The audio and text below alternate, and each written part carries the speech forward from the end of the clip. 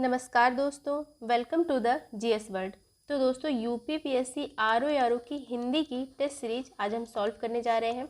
इससे पहले हमने काफ़ी सारी टेस्ट सीरीज की हैं जिसमें हमने काफ़ी सारे इंपॉर्टेंट क्वेश्चंस डिस्कस किए हैं, ऐसे क्वेश्चंस जो प्रीवियस ईयर में आते हैं और आपके एग्ज़ाम के पॉइंट ऑफ व्यू से काफ़ी इंपॉर्टेंट है। और आज हम एक नई टेस्ट सीरीज लगाने जा रहे हैं जिसमें हमने काफ़ी सारे ऐसे क्वेश्चंस का कलेक्शन लिया है जो कि पिछली परीक्षाओं में आ चुके हैं और आपके लिए काफ़ी महत्वपूर्ण है।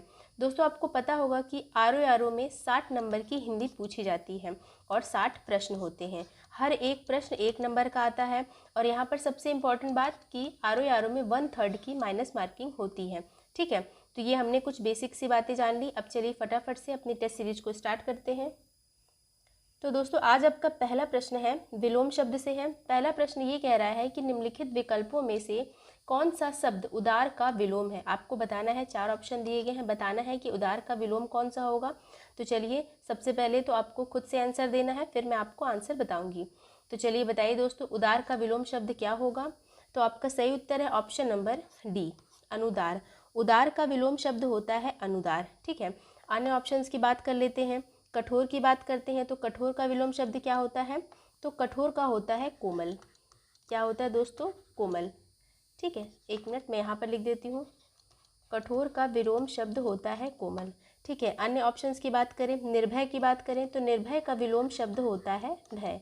ठीक है, उदार का विलोम शब्द अनुदार होता है, कठोर का कोमल होता है और निर्भय का भय होता है। चलिए आगे बढ़ते हैं। अब आपका अगला प्रश्न है, इनमें से कौन सा शब्द शुक्ल का विलोम है। 4 ऑप्शन दिए गए हैं और आपको बताना है कि शुक्ल का विलोम शब्द क्या होगा। तो चलिए देखते हैं इसका सही उत्तर क्या होगा। तो शुक्ल का विलोम शब्द होता है ऑप्शन नंबर बी, कृष्ण। ठीक है, शुक्ल का विलोम शब्द होता है कृष्ण। अन्य ऑप्शंस की बात करें तो काला का विलोम शब्द क्या होगा। काला का होगा गोरा। ठीक है, और यहाँ पे ध्यान दीजिए दोस्तों, काला, असित और श्यामल ये सब एक दूसरे के पर्यायवाची हैं। ठीक है, शुक्ल का विलोम शब्द कृष्ण होता है, काला, असित और श्यामल ये आपस में पर्यायवाची शब्द हैं। चलिए आगे बढ़ते हैं। अब आपका अगला प्रश्न है, सजल का विलोम बताइए। 4 ऑप्शन दिए गए हैं और आपको बताना है कि सजल का विलोम शब्द क्या होगा। तो चलिए देखते हैं इसका उत्तर क्या होगा। तो आपका सही उत्तर है ऑप्शन नंबर डी, निर्जल। सजल का विलोम शब्द होता है निर्जल। ठीक है, जलहीन क्या होता है दोस्तों। जलहीन कह लिया जाए या जला भाव कह लिया जाए, इनका अर्थ होता है जल की कमी के धोतक। जल की कमी के धोतक होते हैं जलहीन या जला भाव। ठीक है, कुजल की बात करें तो कुजल या दूषित जल या खराब जल ऐसा अर्थ प्रकट करते हैं। मतलब कुजल का मतलब होता है दूषित जल या फिर हम खराब जल भी कह सकते हैं। ठीक है, तो सजल का विलोम शब्द होता है निर्जल। चलिए आगे बढ़ते हैं। अब आपका अगला प्रश्न है, सामान्य शब्द का विलोम बताइए। 4 ऑप्शन दिए गए और आपको बताना है कि सामान्य का विलोम क्या होगा। तो आपका सही उत्तर है ऑप्शन नंबर डी, विशिष्ट। सामान्य का विलोम शब्द होता है विशिष्ट। जबकि साधारण की बात करें तो साधारण का विलोम शब्द होता है असाधारण। ठीक है, मैं यहाँ पर लिख देती हूँ, साधारण का विलोम शब्द असाधारण होता है। ठीक है, इसके अलावा श्रेष्ठ की बात करें तो श्रेष्ठ का विलोम शब्द होता है निकृष्ट। क्या होता है दोस्तों, निकृष्ट। ठीक है, श्रेष्ठ का विलोम शब्द निकृष्ट होता है। इसके अलावा श्रेष्ठ का एक और विलोम शब्द होता है अधम। अधम। ठीक है, श्रेष्ठ के 2 विलोम होते हैं, अधम और निकृष्ट। और साधारण का विलोम शब्द होता है असाधारण। सामान्य का विलोम शब्द होता है विशिष्ट। चलिए आगे बढ़ते हैं। अब आपका अगला प्रश्न है, परमार्थ का विलोम बताइए। 4 ऑप्शन दिए गए और आपको बताना है कि परमार्थ का विलोम क्या होगा। तो आपका सही उत्तर है ऑप्शन नंबर ए, स्वार्थ। स्वार्थ जो है परमार्थ का विलोम है। अन्य ऑप्शंस की बात कर ले तो दयावान का विलोम क्या है, दयाहीन। चलिए आगे बढ़ते हैं। अब आपका अगला प्रश्न है, प्रसारण का विलोम बताइए। 4 ऑप्शन दिए गए हैं और आपको बताना है कि प्रसारण का विलोम क्या होगा। तो चलिए देख लेते हैं। तो प्रसारण का विलोम होता है संकुचन। Option number C is correct. ठीक है, प्रसारण का विलोम शब्द होता है संकुचन। संगठन की बात करें तो संगठन का विलोम होता है विघटन। क्या होता है दोस्तों, संगठन का विघटन।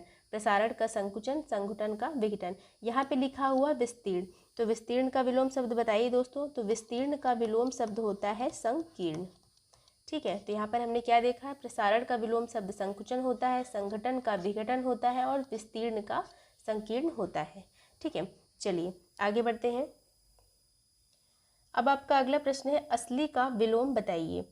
ठीक है, 4 ऑप्शन दिए गए और आपको बताना है कि असली का विलोम शब्द क्या होगा। तो बताइए दोस्तों इसका सही उत्तर क्या होगा। तो असली का विलोम शब्द होता है नकली। ठीक है, असली का विलोम शब्द होता है नकली। और यहाँ पे जो अन्य ऑप्शन दिए गए हैं, वास्तविक, प्राकृतिक और नैसर्गिक, ये सब क्या है, आपस में पर्यायवाची शब्द हैं। ठीक है, वास्तविक, प्राकृतिक और नैसर्गिक ये आपस में पर्यायवाची शब्द हैं और असली का विलोम शब्द होता है नकली। चलिए आगे बढ़ते हैं। अब आपका अगला प्रश्न है, उत्कर्ष शब्द का विलोम बताइए। 4 ऑप्शन दिए गए और आपको बताना है उत्कर्ष का विलोम क्या होगा। तो आपका सही उत्तर है उत्कर्ष का विलोम होगा अपकर्ष। ठीक है, अनुत्कर्ष करके टिक मत कर दीजिएगा, ये गलत है। उत्कर्ष का विलोम होता है अपकर्ष। चलिए आगे बढ़ते हैं। अब आपका 9वां प्रश्न है, निषिद्ध का विलोम बताइए। ठीक है, 4 ऑप्शन दिए गए और आपको बताना है निषिद्ध का विलोम क्या होगा। तो चलिए देख लेते हैं इसका सही उत्तर क्या होगा। तो निषिद्ध का विलोम शब्द होता है विहित। Option number B is correct. ठीक है, चलिए निषिद्ध का विलोम शब्द विहित होता है। आगे बढ़ते हैं। अब आपका 10वां प्रश्न है, ऋणात्मक का विलोम बताइए। तो बताइए दोस्तों ऋणात्मक का विलोम क्या होगा। तो ऋणात्मक का विलोम होता है ऑप्शन नंबर सी, धनात्मक। ठीक है, यहाँ पे लिखा हुआ है सकारात्मक, तो सकारात्मक का विलोम क्या होता है, सकारात्मक का होता है नकारात्मक। ऋणात्मक का धनात्मक होगा, सकारात्मक का नकारात्मक होगा। तो यहाँ से हमने विलोम शब्द के 10 क्वेश्चंस कंप्लीट कर लिए। अब हम अपने अगले टॉपिक की तरफ बढ़ते हैं। तो आपका अगला टॉपिक है शुद्ध अशुद्ध वर्तनी। तो शुद्ध अशुद्ध वर्तनी वाले टॉपिक में आपका पहला प्रश्न है, शुद्ध वर्तनी का चयन करिए। 4 ऑप्शन दिए गए और आपको बताना है कि इनमें से शुद्ध वर्तनी किसकी है। तो बताइए दोस्तों आपका सही उत्तर क्या होगा। तो आपका सही उत्तर है ऑप्शन नंबर बी, अतिशयोक्ति। ठीक है, ये क्वेश्चन मैंने आपको पहले भी कराया है, ये काफ़ी इंपॉर्टेंट है, आप इसको स्टार मार्क कर लीजिए, एग्जाम में बिल्कुल पॉसिबिलिटी कि पूछा ही जाएगा। तो शुद्ध वर्तनी किसकी है, अतिशयोक्ति। ध्यान से देखिए दोस्तों, बहुत ही माइनर से डिफरेंस है, तो आपको ध्यान से अपने शब्दों को देख के उत्तर देना है। चलिए आगे बढ़ते हैं। अब आपका अगला प्रश्न है, निम्नलिखित में एक वर्तनी अशुद्ध है, अशुद्ध वाले का चयन करिए। यानी कि यहाँ पर 3 शुद्ध वर्तनी वाले शब्द हैं और एक शब्द की वर्तनी अशुद्ध है। तो अशुद्ध वाले को आपको चूज करना है। तो देख लेते हैं किसकी वर्तनी अशुद्ध है। तो आप यहाँ पे ध्यान से देखिए, उज्ज्वल बिल्कुल शुद्ध रूप लिखा है, कवित्री ये भी शुद्ध रूप लिखा है, श्रद्धा ये भी शुद्ध रूप लिखा है, लेकिन यहाँ पे श्रृंगार का गलत रूप लिखा है। मैंने आपको बताया था कि श्रृंगार में केवल ये वाला र होता है, मतलब ये डंडी जो है, नीचे की जो डंडी ये नहीं लगती है। तो श्रृंगार का शुद्ध रूप क्या होता है, ये। ठीक है, चलिए आगे बढ़ते हैं। अब आपका अगला प्रश्न है, निम्नलिखित में से एक की वर्तनी अशुद्ध है। ठीक है, सेम क्वेश्चन है, आपको अशुद्ध वर्तनी वाला क्वेश्चन बताना है, शब्द कि अशुद्ध वर्तनी किसकी है। तो चलिए देख लेते हैं। तो आपका सही उत्तर है ऑप्शन नंबर बी। ठीक है, बाकी इसकी वर्तनी वेशभूषा, मनीषा। ठीक है, ये सब शुद्ध वर्तनी वाले शब्द हैं। चलिए आगे बढ़ते हैं। अब आपका अगला प्रश्न, निम्नलिखित विकल्पों में से शुद्ध वर्तनी के चयन करिए। 4 ऑप्शन दिए गए और आपको बताना है कि शुद्ध वर्तनी किसकी है।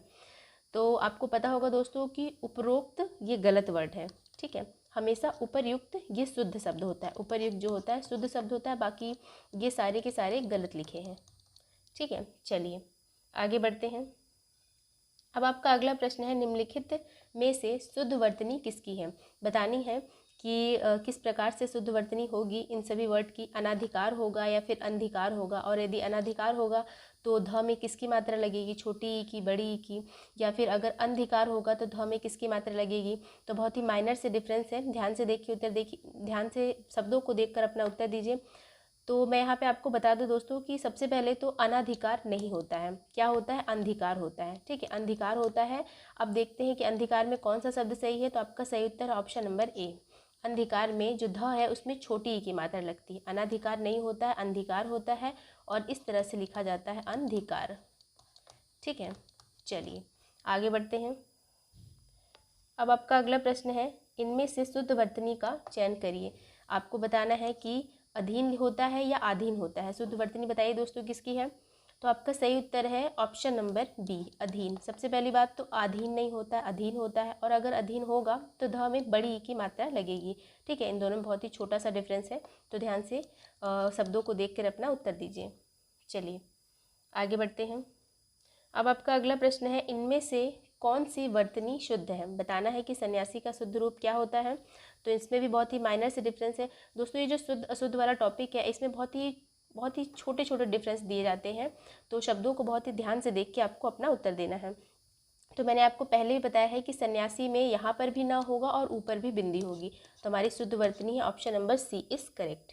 चलिए आगे बढ़ते हैं। अब आपका अगला प्रश्न है, निम्नलिखित में से शुद्ध वर्तनी किसकी है? चरमोत्कर्ष का शुद्ध रूप क्या है ये बताना आपको। तो आपका सही उत्तर ऑप्शन नंबर सी चरमोत्कर्ष। ठीक है, ये शुद्ध रूप लिखा है, बाकी सभी ये रूप जो है अशुद्ध है। चलिए आगे बढ़ते हैं। अब आपका अगला प्रश्न है, शुद्ध वर्तनी का चयन करिए। 4 ऑप्शन दिए गए और आपको शुद्ध वर्तनी बतानी है किसकी है।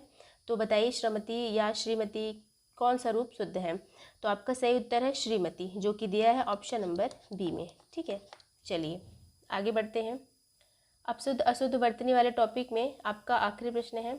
1 मिनट दोस्तों, यहाँ पे एक प्रश्न 20वां प्रश्न मिसिंग हो गया है। चलिए हम अगले टॉपिक की तरफ बढ़ते हैं। तो अब आपका अगला टॉपिक है अनेक शब्दों के एक शब्द। चलिए देख लेते हैं पहला प्रश्न क्या है। तो आपका पहला प्रश्न है, जो क्षमा करने योग्य नहीं है वाक्यांश के लिए एक शब्द बताइए। तो बताइए दोस्तों आपका सही उत्तर क्या होगा। तो यहाँ पे सही उत्तर है ऑप्शन नंबर बी, जो क्षमा करने योग्य नहीं है वाक्यांश के लिए एक शब्द होगा अक्षम्य। चलिए आगे बढ़ते हैं। तो अब आपका अगला प्रश्न है, पश्चिम और उत्तर दिशाओं के मध्य कोण को, 1 मिनट दोस्तों, पश्चिम और उत्तर दिशाओं के मध्यस्थ कोण को क्या कहते हैं। ठीक है, आप सभी को पता है, मैं यहाँ पे बना देती हूँ डायरेक्शन। ये होता है नॉर्थ यानी कि उत्तर, ये साउथ यानी कि दक्षिण, ये ईस्ट यानी कि पूर्व, ये वेस्ट यानी कि पश्चिम।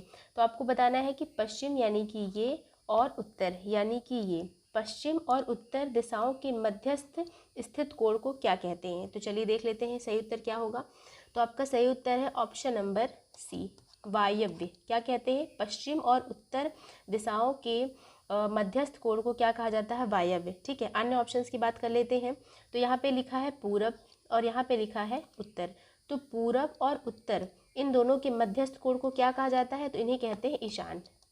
ठीक है, और यहाँ पे लिखा हुआ है आग्नेय। आग्नेय किसे कहते हैं, आँख से संबंधित को क्या कहा जाता है, आग्नेय कहते हैं। ठीक है, चलिए आगे बढ़ते हैं। अब आपका अगला प्रश्न है, अनिश्चित जीविका के लिए सही शब्द बताइए। अनिश्चित जीविका के लिए सही शब्द क्या होगा। तो बताइए दोस्तों आपका सही उत्तर क्या है। तो सही उत्तर है ऑप्शन नंबर डी आकाश वृत्ति। क्या कहते हैं, अनिश्चित जीविका के लिए एक उपयुक्त शब्द होता है जिसे हम कहते हैं आकाश वृत्ति। ठीक है, थोड़े अंश में की गई सेवा, थोड़े अंश में की गई सेवा क्या कहलाती है, आंशिक सेवा। ठीक है, ठीक है, थोड़े अंश में की गई सेवा के लिए कहते हैं आंशिक सेवा, और थोड़े समय के लिए की गई सेवा को अस्थायी सेवा कहते हैं। थोड़े समय के लिए की गई सेवा को अस्थायी सेवा कहते हैं। आधा रोजगार को क्या कहते हैं, अर्ध रोजगार। ठीक है, तो यहाँ पे हमने क्या देखा, अनिश्चित जीविका के लिए उपयुक्त शब्द होता है आकाश वृत्ति, आधा रोजगार के लिए एक उपयुक्त शब्द होता है अर्ध रोजगार, और थोड़े समय के लिए की गई सेवा के लिए उपयुक्त होता है अस्थायी सेवा, और थोड़े अंश में की गई सेवा के लिए उपयुक्त वर्ड होता है आंशिक सेवा। चलिए आगे बढ़ते हैं।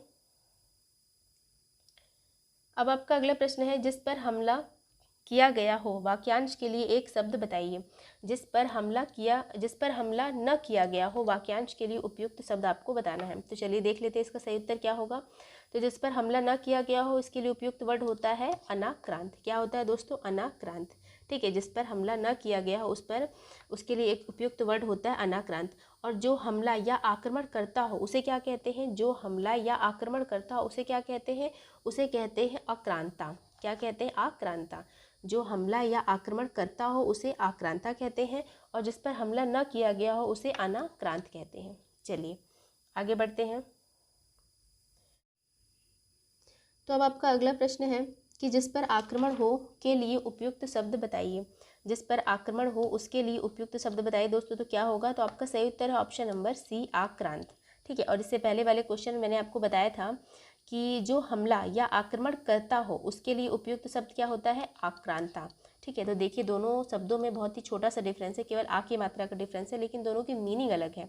जिस पर आक्रमण हो उसके लिए उपयुक्त वर्ड होता है आक्रांत, और जो हमला या आक्रमण करता हो उसके लिए उपयुक्त वर्ड होता है आक्रांता।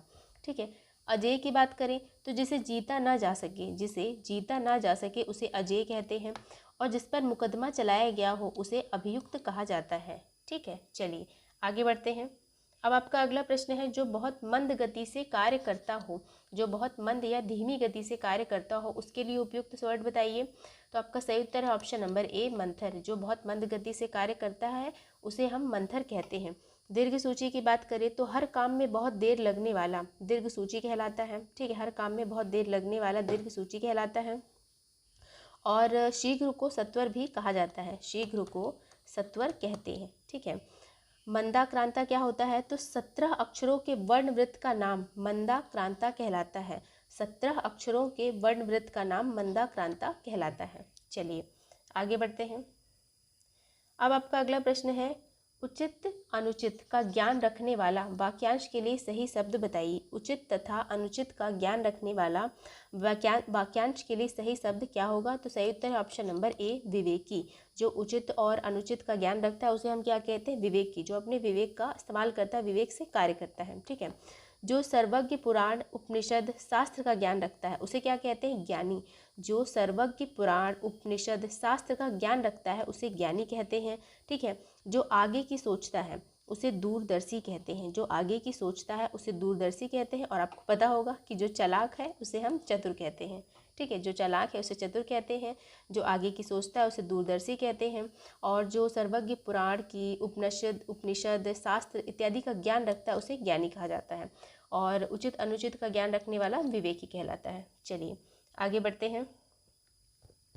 अब आपका अगला प्रश्न है, जो अपने कर्तव्य का निश्चय न कर सके, इस वाक्य को एक शब्द में क्या कहेंगे। जो अपने कर्तव्य का निश्चय न कर सके, उस वाक्य को एक शब्द में क्या कहेंगे। तो सही उत्तर है किंग कर्तव्य विमूढ़। क्या कहेंगे, किंग कर्तव्य विमूढ़। ध्यान से देखिएगा, जो अपने कर्तव्य का निश्चय न कर सके उसे हम कहेंगे किंग कर्तव्य विमूढ़। ठीक है, चलिए अब हम अन्य ऑप्शंस की बात कर लेते हैं। तो जो द्वंद्व में हो, जो द्वंद्व में हो उसे द्वंद्वग्रस्त कहते हैं। जो द्वंद्व में हो उसे द्वंद्वग्रस्त कहते हैं। और जो दुविधा में हो उसे दुविधाग्रस्त कहते हैं। जो द्वंद्व में हो उसे द्वंद्वग्रस्त कहते हैं, जो दुविधा में हो उसे दुविधाग्रस्त कहते हैं। ठीक है, और भ्रमित किसे कहते हैं, जो भ्रम में हो। ठीक है, जो भ्रम में हो उसे भ्रमित कहेंगे, जो द्वंद्व में हो उसे द्वंद्वग्रस्त कहेंगे, और जो दुविधा में हो उसे दुविधाग्रस्त कहेंगे। चलिए आगे बढ़ते हैं। तो आपका अगला प्रश्न है, ऐसा कवि जो तत्काल रचना करता हो। ऐसा कवि जो तत्काल रचना करता हो, तत्काल मतलब तुरंत। ऐसा कवि जो तत्काल रचना करता हो उसके लिए उपयुक्त वर्ड होता है आशु कवि। Option number B is correct. ठीक है, अन्य ऑप्शंस की बात कर लेते हैं। तो कवियों में श्रेष्ठ को क्या कहा जाता है, कविराज कहते हैं। कवियों में श्रेष्ठ को कविराज कहते हैं। कवियों में महान के लिए क्या कहलाता है वर्ड, महाकवि। जो कवियों में महान होता है उसे हम महाकवि कहते हैं। ठीक है, कवीश किसे कहते हैं, तो कवियों का ईश कहलाता है कवीश। कवियों का ईश कहलाता है कवीश। जो कवियों में महान कवि होता है उसे महाकवि कहते हैं। और ऐसा कवि मतलब कवियों में जो श्रेष्ठ होता है उसे कविराज कहा जाता है। ठीक है, चलिए आगे बढ़ते हैं। तो अनेक शब्दों के लिए एक शब्द में आपका आखिरी प्रश्न है, जिसका शत्रु जन्मा ही ना हो। दोस्तों इस क्वेश्चन को स्टार मार्क कर लीजिए। ये क्वेश्चन एग्जाम में आने के बहुत चांसेस है और कई बार ये क्वेश्चन पूछा गया है। जिसका शत्रु जन्मा ही ना हो उसके लिए सही शब्द बताइए। तो आपको बिल्कुल पता होगा, इसका सही उत्तर है ऑप्शन नंबर सी, अजात शत्रु। अजात शत्रु क्या होता है, जिसका शत्रु जन्मा ही ना हो उसे हम अजात शत्रु कहते हैं। ठीक है, इसका एक और मतलब है कि जिसको जीतने वाला शत्रु पैदा ही ना हुआ हो, जिसे जीतने वाला शत्रु पैदा ही ना हुआ हो उसे क्या कहते हैं, अजात शत्रु। ठीक है, अन्य ऑप्शंस की बात कर लेते हैं। तो जिसका जन्म ही ना हुआ हो उसे क्या कहते हैं, आजन्मा। जिसका जन्म ही ना हुआ हो उसे आजन्मा कहते हैं। और जिस पर आक्रमण हो उसे क्या कहते हैं, आक्रांत। मैंने अभी आपको बताया कि जिस पर आक्रमण हो उसे आक्रांत कहते हैं। जिसे जीता ना जा सके उसे अजय कहते हैं। ठीक है, तो ये समानार्थी वाले टॉपिक में आप अनेक शब्दों के एक शब्द वाले टॉपिक में आपका 10 क्वेश्चन कंप्लीट होता है। चलिए आगे बढ़ते हैं अपने अगले टॉपिक की तरफ। तो आपका अगला टॉपिक है तत्सम तद्भव। तो तत्सम तद्भव वाले टॉपिक में अब आपका पहला प्रश्न है, निम्नलिखित तत्सम तद्भव शब्दों के युग्म में कौन सा त्रुटिपूर्ण है। मतलब 4 ऑप्शन दिए गए हैं, तत्सम तद्भव की जोड़ी दी गई और आपको बताना है कि कौन सी जोड़ी गलत है। तो चलिए देख लेते हैं। तो गोमय गोबर ये शुद्ध रूप है, तत्सम तद्भव की सही जोड़ी है। क्षीर खीर ये भी शुद्ध रूप है। सपत्नी सौत ये भी शुद्ध रूप है, लेकिन यहाँ पे जो पर्यंक पटरी लिखा है ये गलत लिखा है, क्योंकि पर्यंक जो है ये तत्सम वर्ड है। पर्यंक क्या है? तत्सम वर्ड है और इसका तद्भव होता है पलंग, ठीक है। लेकिन यहाँ पे पटरी लिखा है तो ये गलत हो जाएगा, यानी कि हमारा सही उत्तर option number C is correct. चलिए आगे बढ़ते हैं। अब आपका अगला प्रश्न है, इनमें से एक शब्द तद्भव है, बताना है कि तद्भव कौन सा है। तो दिन, स्कंध, कपास, अंधकार। बताइए दोस्तों सही उत्तर क्या होगा। तो कपास जो है हमारा तद्भव वर्ड है, तो हमारा सही उत्तर हो जाएगा कपास। कपास का तत्सम होता है कर पास, ठीक है। यहाँ पर जो दिन है ये भी तत्सम शब्द है, अंधकार भी तत्सम शब्द है और स्कंद भी तत्सम शब्द है।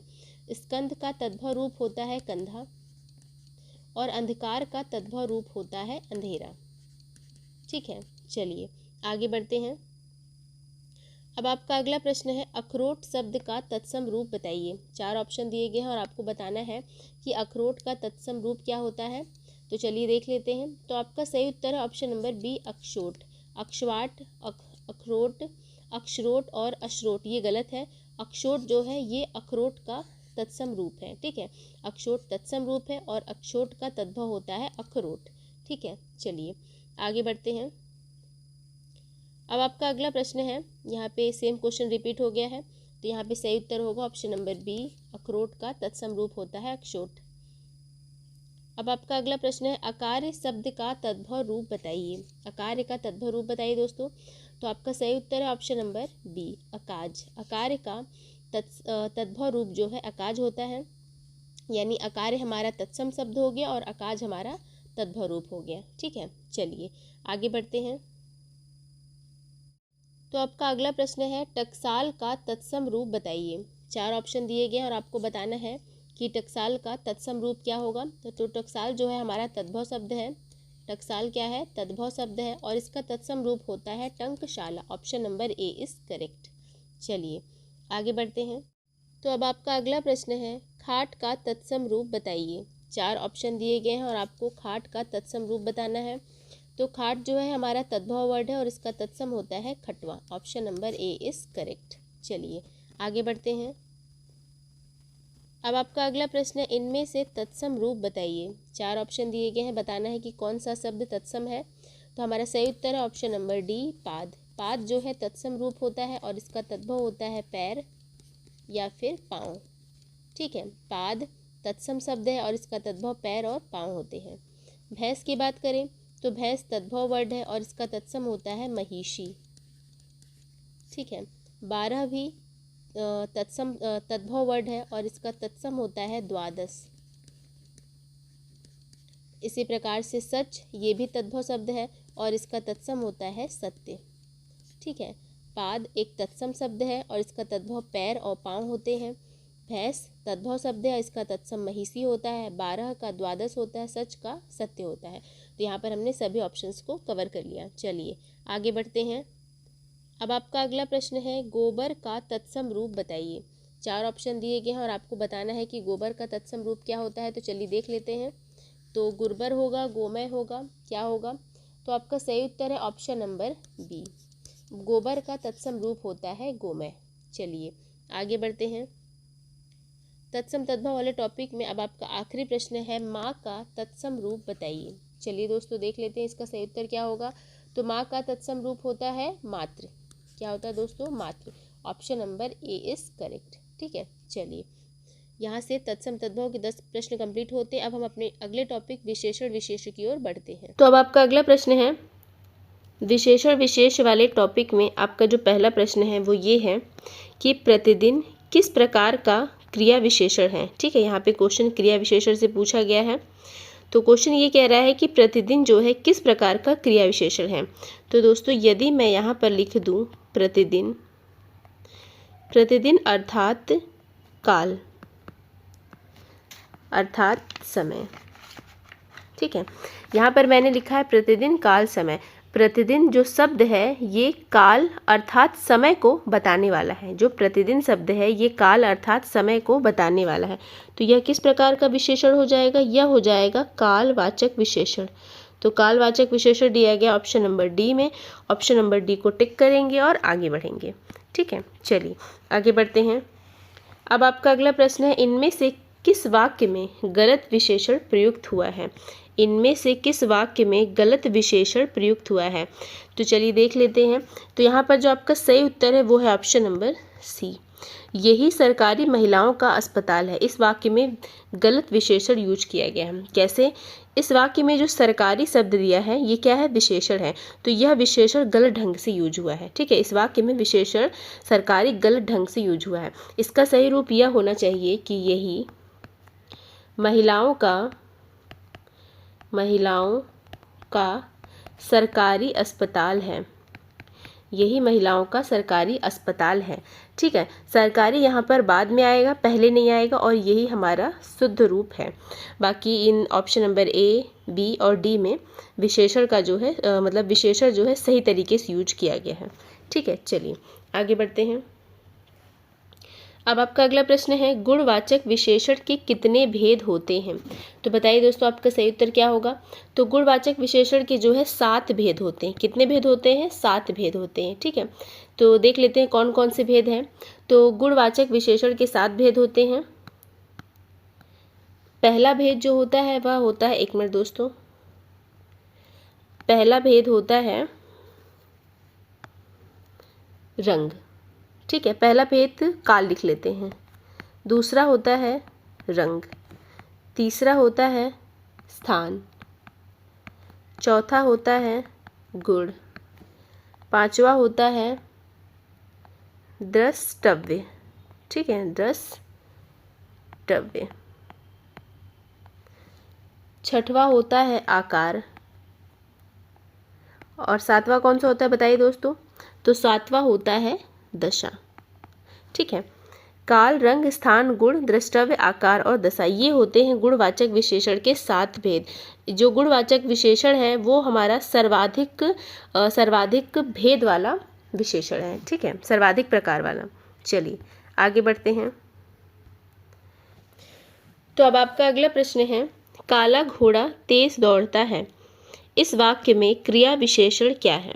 ठीक है, 4 ऑप्शन दिए गए और आपको बताना है कि इस वाक्य में क्रिया विशेषण क्या होगा। ठीक है, तो दोस्तों आपको पता होगा कि जो क्रिया की विशेषता बताते हैं उसे क्या कहते हैं? क्रिया विशेषण कहते हैं। जो क्रिया की विशेषता बताते हैं उसे क्रिया विशेषण कहते हैं। और इस वाक्य हमारा जो दौड़ता शब्द है, मैं इसको ऐसे कर लेती हूँ। इस वाक्य में जो दौड़ता शब्द है ये क्या है? क्रिया है। ये क्रिया है और उसकी विशेषता क्या है? तेज है। ठीक है, इस वाक्य में जो दौड़ता शब्द है वो क्रिया है और इसकी विशेषता तेज है, अतः तेज जो है क्रिया विशेषण होगा। तो हमारा सही उत्तर है option number C is correct. चलिए आगे बढ़ते हैं। अब आपका अगला प्रश्न है, गीला है क्या है? कौन सा विशेषण है? गुणवाचक, संख्यावाचक, सार्वनामिक या इनमें से कोई नहीं? ठीक है, गीला क्या है? तो आपका जो सही उत्तर है वो है ऑप्शन नंबर बी, क्योंकि यहाँ पे साफ साफ पता चल रहा है गीला जो है गुण को प्रदर्शित करता है। जैसे कोई कपड़ा है वो क्या है? गीला है, तो हम कहेंगे गीला है, कपड़ा गीला है, मतलब हम उसके गुण के बारे में बता रहे हैं कि वह गीला है। तो गीला शब्द जो है गुण को दर्शाता है, तो यह गुणवाचक विशेषण हो गया है। ठीक है, यहाँ पे लिखा है सार्वनामिक विशेषण। सार्वनामिक को संकेतवाचक विशेषण भी कहते हैं। ठीक है, संकेतवाचक विशेषण भी कहते हैं। चलिए आगे बढ़ते हैं। अब आपका अगला प्रश्न है, निम्नलिखित शब्दों में से, तो पर्यायवाची वाले टॉपिक में आपका पहला क्वेश्चन है, इनमें से तुरंग शब्द का पर्याय बताइए। 4 ऑप्शन दिए गए, आपको बताना है तुरंग शब्द का पर्याय क्या होगा। तो आपका सही उत्तर है ऑप्शन नंबर ए, बाजी जो है तुरंग शब्द का पर्याय होगा। चलिए आगे बढ़ते हैं। अब आपका अगला प्रश्न है, वाजी शब्द का पर्यायवाची बताइए। वाजी शब्द का पर्यायवाची बताइए। तो आपका सही उत्तर है ऑप्शन नंबर ए, अश्व जो है वाजी शब्द का पर्यायवाची होगा। वाजी शब्द का पर्यायवाची क्या होगा? अश्व होगा। ठीक है, चलिए आगे बढ़ते हैं। अब आपका अगला प्रश्न है, अश्व का पर्यायवाची बताइए। तो अश्व का पर्यायवाची क्या होगा? तो आपका सही उत्तर है ऑप्शन नंबर ए, तुरंग। अश्व का पर्यायवाची शब्द क्या होगा? तुरंग। ठीक है, चलिए आगे बढ़ते हैं। अब आपका अगला प्रश्न है, निम्नलिखित में कौन सा शब्द सिंह का पर्यायवाची है? निम्नलिखित में कौन सा शब्द सिंह का पर्यायवाची है? तो आपका सही उत्तर क्या होगा? आपका सही उत्तर होगा option number C. Option number C, Panchanan जो है सिंह का पर्यायवाची शब्द होगा।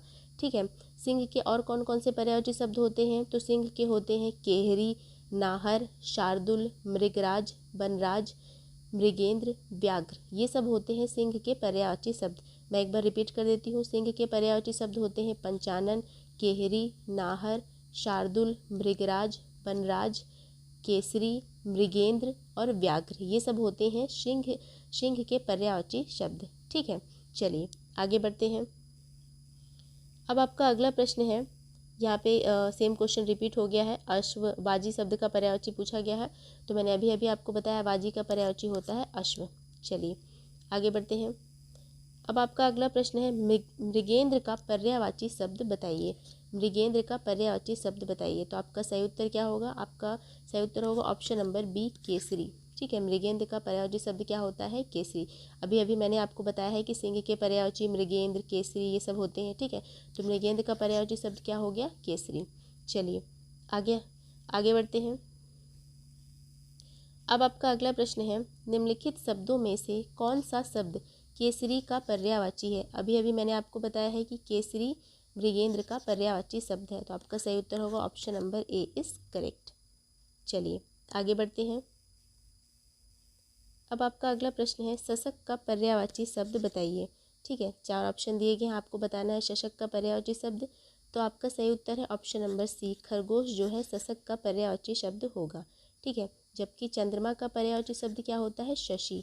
चंद्रमा का पर्यायवाची शब्द होता है शशि। और मृग का पर्यायवाची शब्द होता है हिरण। ठीक है, मृग का पर्यायवाची शब्द हिरण होता है और शिशु जो होता है छोटे बच्चों के लिए यूज़ किया जाता है। ठीक है, चलिए आगे बढ़ते हैं। अब आपका अगला प्रश्न है, कमल शब्द का पर्यायवाची होगा। 4 ऑप्शन दिए गए हैं, आपको बताना है कि कमल शब्द का पर्यायवाची क्या होगा। तो आपका सही उत्तर है ऑप्शन नंबर डी, इंदिवर जो है कमल शब्द का पर्यायवाची होगा। चलिए आगे बढ़ते हैं। तो अब आपका अगला प्रश्न, निम्नलिखित में से कौन सा शब्द अरविंद का पर्यायवाची नहीं है? ठीक है, एक मिनट दोस्तों। तो आपका लास्ट प्रश्न है कि निम्नलिखित में कौन सा शब्द अरविंद का पर्यायवाची नहीं है? तो 4 ऑप्शन दिए गए, आपको बताना है कि सही उत्तर क्या है। तो मिलिंद, पंकज, जलज और अंबुज, अरविंद का पर्यायवाची कौन सा नहीं होगा? तो ऑप्शन नंबर ए, मिलिंद जो है अरविंद का पर्यायवाची शब्द नहीं है। ठीक है, ये किसका पर्यायवाची शब्द है? ये है भौरा का पर्यायवाची शब्द। ये भौरा का पर्यायवाची शब्द है, जबकि पंकज, जलज और अंबुज ये सब अरविंद के पर्यायवाची शब्द हैं। ठीक है, चलिए अरविंद के अन्य पर्यायवाची शब्द के बारे में बात कर लेते हैं। तो मैं लिख देती हूँ अरविंद के कौन कौन से पर्यायवाची शब्द होते हैं। तो अरविंद के पर्यायवाची शब्द मैंने यहाँ पर लिख दिया है। तो अरविंद के कौन कौन से पर्यायवाची शब्द होते हैं? पंकज, जलज, अंबुज, इसके अलावा उत्पल, कुलवय, इंदिवर, पद्म, नलिन, सरोज, इसके अलावा ताम्रस, राजीव, ये सब होते हैं अरविंद के पर्यायवाची शब्द। तो दोस्तों ये थी आज की आपकी हिंदी की टेस्ट सीरीज। उम्मीद है आपको ये वीडियो अच्छी लगी होगी। यदि मेरे वीडियो अच्छे लगते हैं तो लाइक करिए, सब्सक्राइब करिए, बने रहिए हमारे चैनल के साथ। मिलते हैं अगले वीडियो में। धन्यवाद दोस्तों।